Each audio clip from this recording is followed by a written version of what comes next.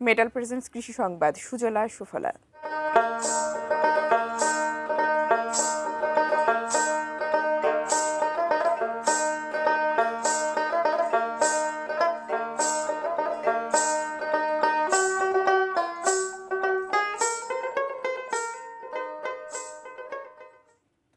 মেহেরপুরের মাঠ জুড়ে এখন সরিষা ফুলের হলুদ শোভা।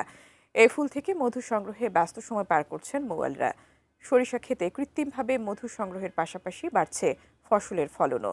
মেহেরপুর প্রতিনিধি জুলফিকার আলী কাননের পাঠানো তথ্য ছবিতে ডেস্ক রিপোর্ট। দিগন্ত জোড়া বিস্তৃত সরিষার ক্ষেত, তার মাঝেই সারি সারি মৌ বাক্স। সরিষার ফুল ফুটতেই মৌমাছির গুঞ্জনে মুখর হয়ে উঠেছে মেহেরপুরের গ্রামাঞ্চল। এবছর মৌয়াল সর্দার রকুনুজ্জামান সহ মোট ৩৫ জন মৌয়াল সরিষা ক্ষেত থেকে মধু সংগ্রহে নেমেছেন। তাদের আশা, এই মৌসুমে জেলা থেকে ৩৫ থেকে ৪০ লাখ টাকার মধু সংগ্রহ হবে। আমাদের সরিষা ফুলের মধু শুধু খুচরা বিক্রি, ৫০০ টাকা কেজি বের করছি, বিক্রি হয়ে গেছে। ২০ থেকে ৩০ লাখ টাকা পর্যন্ত বিক্রি হয়েছে। মৌমাছির পরাগায়নের ফলে শুধু মধু নয়, সরিষার ফলনও বেশ বেড়েছে। 18 দিন হলো দুপুর আমরা কালেকশন করেছি, 2 ভরে আমরা 6 মণ মধু পেয়েছি। এ কাজে যুক্ত হয়ে কর্মসংস্থানের সুযোগ পাচ্ছেন স্থানীয় শ্রমিক সহ বেকার যুবক দল।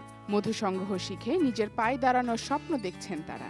নির্ভেজাল মধু কিনতে সরাসরি মাঠে ভিড় করছেন ক্রেতারাও। খাঁটি মধু তৈরি করছে, তাই আমরা এই মধু কিনলাম। আমরা প্রতারিত হচ্ছে না, আমি নিজে খেলাম, একেবারে খাঁটি মধু।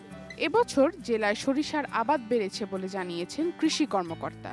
মধু আহরণে নতুন উদ্যোক্তা তৈরিতে প্রশিক্ষণ ও পরামর্শ দেওয়ার কথাও নিশ্চিত করেছেন তিনি। আমরা প্রত্যাশা করছি এখান থেকে আমরা প্রায় ৪৫০ কেজি মধু উৎপাদন করতে সক্ষম হবে, যেটা কৃষকদের বাড়তি আয়ে ভূমিকা রাখবে। কৃষি বিভাগের তথ্য অনুযায়ী চলতি মৌসুমের মেহেরপুরে প্রায় ৭,০০০ হেক্টর জমিতে সরিষা চাষের লক্ষ্য নির্ধারণ করা হয়েছে।